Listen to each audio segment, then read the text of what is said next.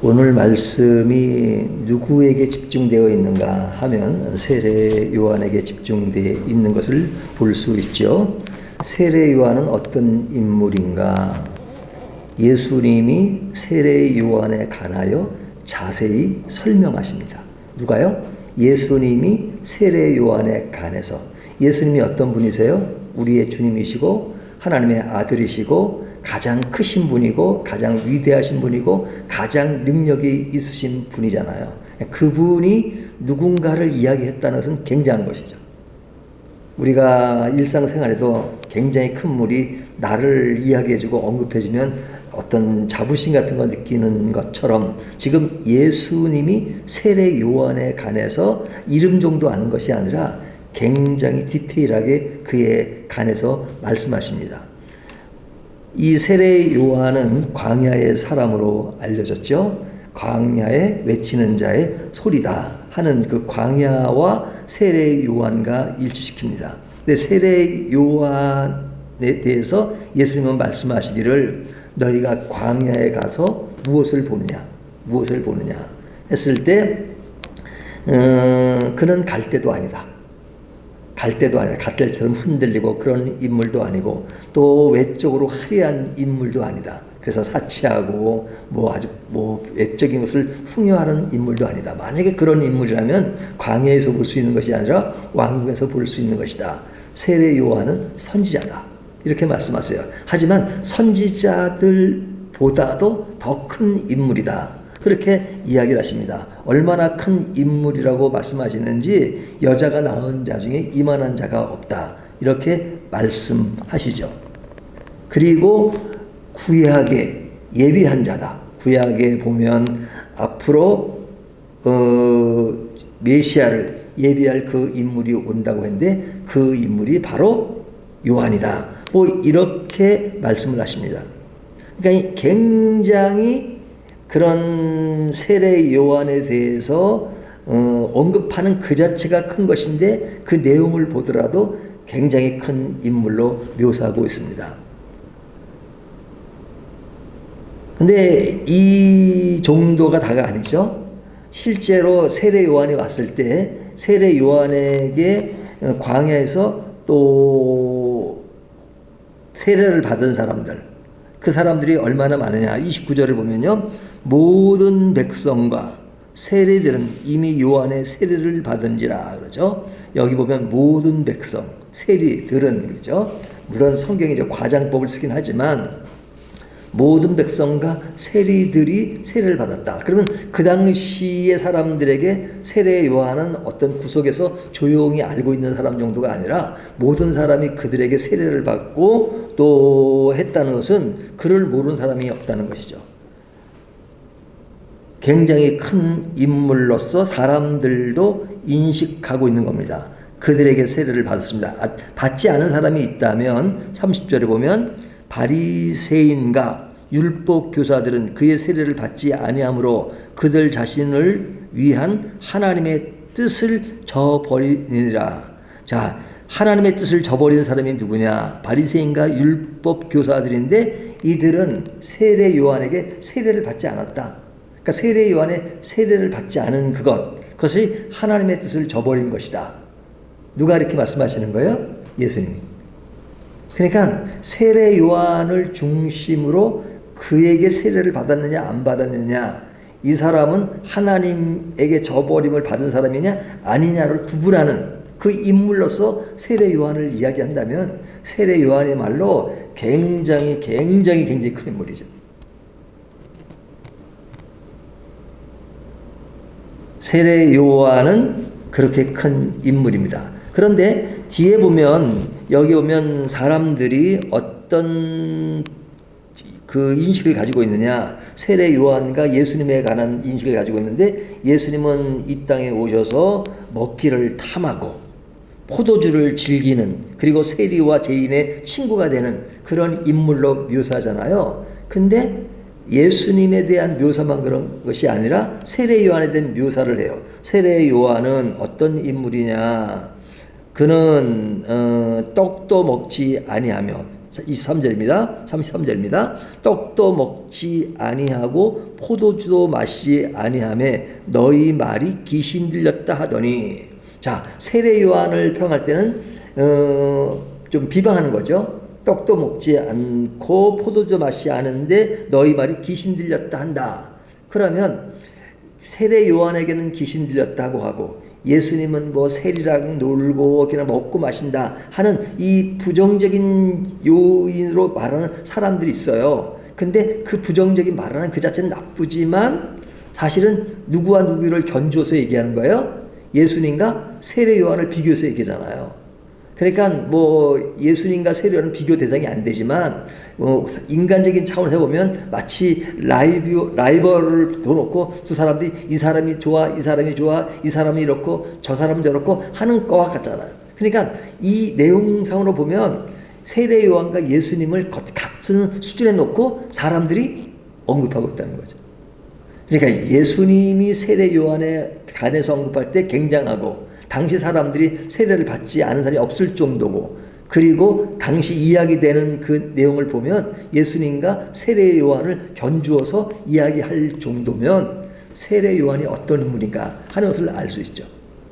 세례 요한은 당대 굉장한 인물이라고 말할 수 있습니다. 그런데 이런 인물의 얼마나 영향력이 컸던지 그 당시 왕으로 있던 사람이 세례 요한이 자기와 관련된 이야기를 한다고 해서 그를 잡아들였습니다. 옥에 가두었습니다. 옥에 가둘 때도 쉽게 가둔 게 아니에요.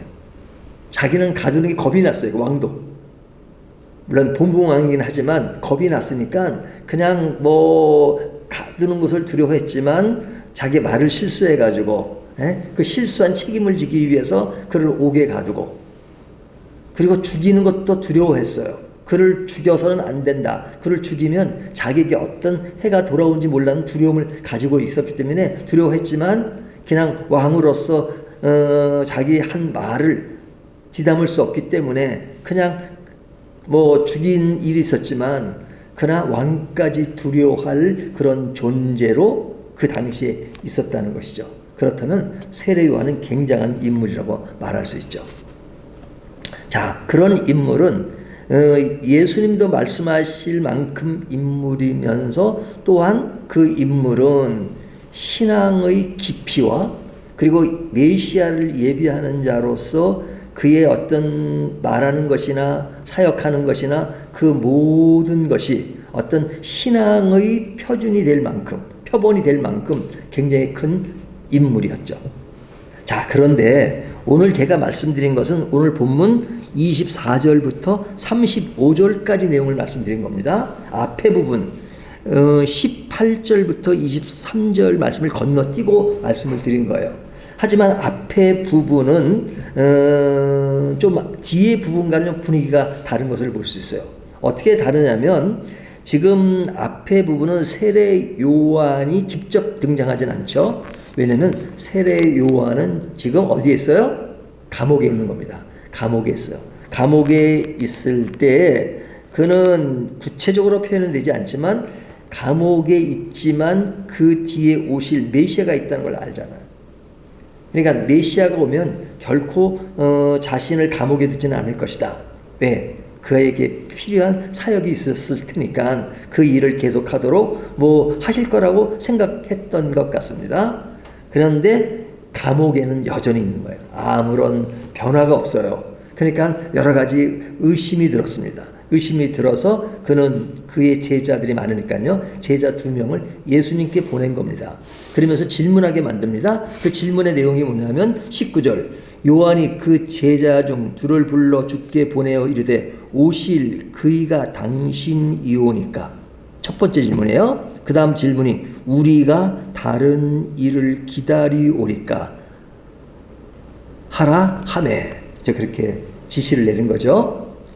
그래서 이제 그 제자가 가서 예수님께 그렇게 말을 한 것입니다. 그러니까 당신이 오실 메시아입니까? 이 말은 세례 요한이 예수님이 오셨을 때 그가 하나님의 어린 양이로다. 그 예언됐던 그 인물이 그 인물이라고 말했던 세례 요한이 오실 그 예가 당신입니까? 라면 그 인물에 대한 메시아에 대한 것에 대해서 상당히 좀 뭐랄까 회의적인 것까지는 아니지만 말이 혼란스러워하는 그런 면이 드러난단 말이죠. 왜? 지금 자신의 처지에서 보면 자신은 감옥에 있고 어떤 변화가 없고, 그러니까 그런 의심을 자기 제자들을 보내서 이야기를 합니다. 자, 이 이야기는 굉장히 중요한 질문이죠. 당신이 메시아입니까? 아닙니까? 만약에 메시아가 아니라면 세례 요한이 그동안 했던 것이 다 잘못이잖아요. 그러면 완전 시행착오가 일어난 것이니까 자기가 했던 그 사역도 무너지는 것이고, 그리고 모든 것을 다시 원점에서 생각해야 되는 것이고, 그런데 원점 생각하는 것도 지금 감옥에 있으니까 감옥에서 어떻게 될지도 모르는 것이니까 세례 요한의 입장은 굉장히 절망적이라. 그러니까 확인을 하려고 제자를 보낸 것입니다. 근데 여기서 하나 생각되어질 것은, 이런 그런 의심이 들었다는 것은 좀 부정적이지만, 의심이 들었을 때 그는 아마 자기가 감옥에 있지 않았으면 직접 예수님께 찾아가 가지고 물었을 겁니다. 메시아이신가요? 아닌가요? 근데 지금은 갈 수 없는 처지니까 제자들을 보낸 거잖아요. 그러니까 내가 의심이 들고 모를 때, 회의를 느낄 때, 그는 회의적인 것을 마음에만 두는 것이 아니라 직접 그 문제를 풀기 위해서 예수님께 찾아갔다는 것. 물론 제자를 통해서 갔지만 그것은 대단한 것이죠. 자, 그래서 예수님께 그 질문을 하도록 합니다. 그랬을 때 예수님이 뭐라고 답변하시죠? 그 뒤에 나오는 뒤에 답변 내용이 보면 예수님이 직접 내가 메시아다 그렇게 말씀하지 않으시죠. 21절 마침 그때 예수께서 질병과 고통과 및 악기 들린 자들을 많이 고치시며 또 많은 맹인을 보게 하신지라. 여기 보면 그때에 많이 고치시고 많은 맹인을 보게 하셨다. 여기 많은을 강조하잖아요. 많은 병자를 고치셨다. 강조합니다. 자, 이 많음을 강조하는 것은 굉장히 의도적이죠. 의도적이죠. 지금 예수님이 열심히 세례 요한은 지금 회의적인 모습으로 감옥에 있지만 예수는 많은 맹인을 고치고 많은 병자를 고치고 계신다 하는 겁니다. 그러면서 예수님이 그 제자들에게 하는 말씀이, 예수께서 대답하여 이르시되 너희가 가서 보고 들은 것을, 너희가 가서 보고 들은 것을 요한에게 알리라. 근데 그 요한에게 알리라는 것은 앞에 많은 맹인과 많은 병자들을 고친 것을 알려라. 그래서 다시 한번 말씀하십니다. 맹인이 보며 못 걷는 사람이 걸으며 나병 환자가 깨끗함을 받으며 기 먹은 사람이 들으며 죽은 자가 살아나며 가난한 자에게 복음이 전파된다 하라. 그러죠. 그러니까 예수님이 하시는 말씀이 마치 일반 사람 같으면 뭐 예수님이 자기 자랑을 하시는가 하는 것처럼 아주 디테일하게 아주 구체적으로 말씀하세요. 그러면서 이렇게 하는 것을 가서 이야기하라고 얘기하십니다. 이것은 예수님의 실적을 자랑하는 것이 아니라 이렇게 말씀하시는 것은 구약에 예언된 말씀을 다시 한번 상기시키는 것이죠. 구약에 약속된 말씀이 뭐냐? 그 약속이 창세기서부터 말라기까지 그 메시아에 대한 그 예언이 처음에는 좀 흐리하지만 점점 구체로 되었잖아요. 근데 처음에 그 약속은 뭐 우리가 창세기에서 보면은 그 뱀의 머리를 여자가 밟을 것이며 하는 정도로 나오지만 나중에 가면 굉장히 구체적으로 이야기잖아요. 근데 구체적으로 얘기하는 것은 이사야 선지자를 통해서 말씀하실 때 보면 그가 베들레헴에 오실 것이며 다윗의 후손에서 오실 것이며 아주 구체적입니다. 그리고 메시아가 온다. 근데 그것이 다 앞으로 가면 모세 때까지도 올라가거든요. 모세 때 모세가 그런 이야기를 하잖아요. 이스라엘 백성들이 굉장히 자기들이 지금 광야 생활을 하고 어려운 생활을 합니다. 그러니까 뭔가를 좀 기다려요. 그러니까 모세가 뭐라고 하냐면 나와 같은 선자가 올 텐데 너희가 그를 믿으면 살고 그를 믿지 않으면 죽는다. 이렇게 얘기합니다. 그러니까 모세가 그런 얘기하는 나와 같은 선자가 올 텐데 그러면 그가 누구냐? 그분이 메시아다 이거죠. 그 메시아인데 그 메시아가 오시면 우리가 어떻게 알 수 있습니까? 라고 얘기했을 때 그 메시아가 오시면 이런 일을 할 것이다. 그러면 그가 메시아인 줄 알라. 근데 모세 때는 그래도 창세기보다는 조금 더 디테일하지만 이사야 선자 때보다는 좀 더 뭉텅그려서 얘기한단 말이죠. 하지만 이사야 선자와 다른 선자를 통해서 말씀하시는 메시아는 그가 오시면 맹인을 보게 할 것이며 죽은 자를 살릴 것이며 그 다음에 어떻게 할 것이며 복음을 전파되고 가난한 자에게 복음을 전한다 하는 지금 예수님이 하신 그 말씀을 그대로 하고 있는 겁니다. 구약에서. 그러니까 이런 분이 오시면 그가 메시아인 줄 알라 라고 구약에 예언된 말씀을 하시는 거예요. 그 말씀이 지금 실현되고 있다.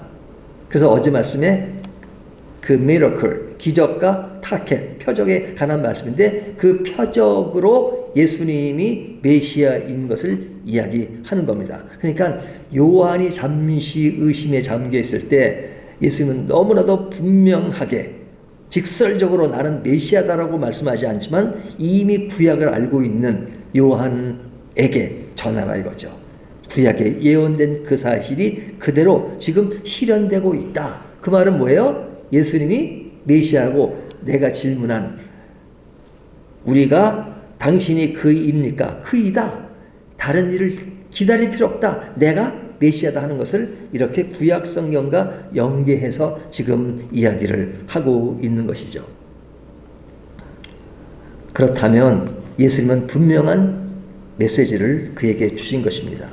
그러니까 의심이 들었을 때 그는 메시아인 예수님에게 제자를 보내서 물었고 예수님은 분명히 답변하신 그 예수님은 오늘날 우리들에게도 말씀하시죠. 우리가 신앙생활 하지만 어떨 때는 의심이 들 때가 있고 또 나약해질 때도 있고 그러잖아요. 그럴 때마다 주님은 세례 요한이 제자를 보냈던 것처럼 직접 우리가 말씀을 통해서 하나님께 다가가서 하나님의 말씀을 확인할 수 있잖아요. 하나님은 이렇게 우리가 직접 다가오시기를 원하십니다. 지금 예수님이 세례 요한을 질책하지 않으세요. 이런 모습을 질책하시는 것이 아니라 여자가 낳은 중에 이런 자가 없다. 하지만 메시아가 오시는 진정한 목적과 가치를 설명하기 위해서 하나 더 추가해서 말씀하시는 것이 여자가 낳은 자는 이보다 큰 자가 없다. 그러나 하나님의 나라에서는 극히 작은 자라도 그보다 크니라. 그러니까 이것이 복음으로 연계되는 것입니다. 이 세상에 그는 엄청난 사람이에요. 그렇게 말씀하시잖아요. 하지만 하나님 나라에서는 작은 자라도 그보다 크다. 그보다 큰 사람이 누구겠어요? 하나님 나라에 가면 다 그 백성들이 그러한 것이잖아요. 그러니까 하나님의 그 복음이 이루어지는 그것들을 전제하고 예수님은 메시아의 가치를 이해하고 그리고 세례 요한의 의문을 풀어주십니다. 얼마나 너무나도 정확하게 이 말씀을 풀어주시는 그 예수님, 우리가 그 예수님을 믿고 있는 것이 아닐까요? 우리가 세례 요한은 그 당시 성경적 기준으로 물어보지만 사실은 세례 요한이 지나고 성경 기록이 다 끝난 이후에 우리들 시대에 벌어지는 일들을 보더라도 사실은 예수님에 관한 것을 성경 외에도 증명할 수 있는 것이 너무너무 많죠. 그래서 CCC에서 나온 10스텝이라는 성경 교재가 있습니다. 거기 보면 그 빌 브라이트라는 사람이 이제 그 책을 저술을 했는데요. 거기 보면 그 예수님의 유일성이라는 그 제일 첫가에 나오는 내용인데 굉장히 길게 나열했어요. 거기 보면 그는 어떤 사람의 말을 인용해서 이런 말합니다. 예수님은 BC와 AD의 분수령이다. 우리가 주전주할 때 그 주는 누구예요? 예수님을 중심으로 하잖아요. 그래서 before Christ, BC. AD는 라틴어, 에노 도미니. 예수님의 시대란 말입니다. 그러니까 예수님을 기점으로 해서 BC와 AD, 주전과 주후를 나눌 정도로 그런 시간의 분수령으로 예수님을 언급한 것. 히스토리라는 말은 히스토리, 그의 이야기다. 예수님의 이야기라고 인식될 만큼 역사 자체가 예수님을 비껴가지 않죠. 유럽의 역사에 예수님을 빼면 남는 것이 없다. 그런 말도 합니다. 인류 역사에 예수님의 기록을 뺀다면 엄청나게 많은 글들, 많은 시들, 많은 노래들, 가장 많은 것이 예수님에 관한 것입니다. 예수님은 한 권의 책을 쓴 적도 없고 한 곡의 노래도 작곡한 적이 없지만 가장 많은 사람들이 예수님에 관해서 기록했고 예수님 때문에 순교도 하기도 하고 예수님 때문에 자기 인생을 불사르기도 하고 인생을 전적으로 헌신한 사람들이 많잖아요. 그것이 한 해 두 해 그친 것이 아니라 예수님이 오신 지 2000년이 넘었지만 지금도 여전히 복음은 전파되고 있고 예수님 때문에 변화된 것이 많고 복음이 들어간 것마다 놀라운 변화를 일으킨 것은 어제 오늘의 이야기가 아닙니다. 그렇다면 그 책은 이렇게 말해요. 예수님이 스스로 어느 누구도 말하지 않는 그런 말씀을 하십니다. 나는 하나님이다.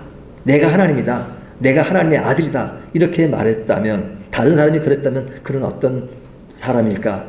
미친 사람이든지 아니면 진짜 하나님이든지 예수님도 그렇게 말씀하셨다면 오랜 역사가 그가 했던 모든 행정이 그가 미친 사람이라는 것이 아니라면 그는 하나님의 아들일 수밖에 없다.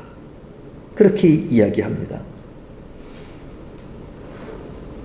예수님을 부정하는 것이 더 어려운 그런 모습을 성경 외에도 많은 사람의 증언과 많은 사람의 이야기를 통해서 우리에게 들려주고 있죠.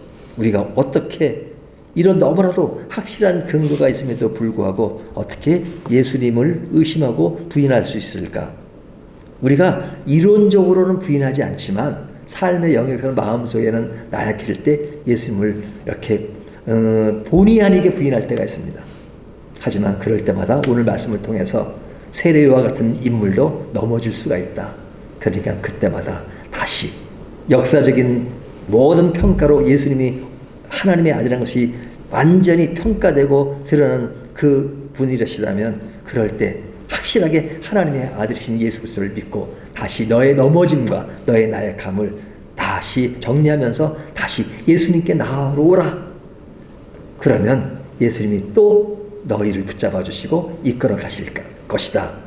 그런 메시지를 오늘 본문이 주고 있습니다. 이런 예수님을 다시 한번 인식하고 기쁨과 감사함으로 넘치는 저와 여러분이 되시기를 주님의 이름으로 축원합니다.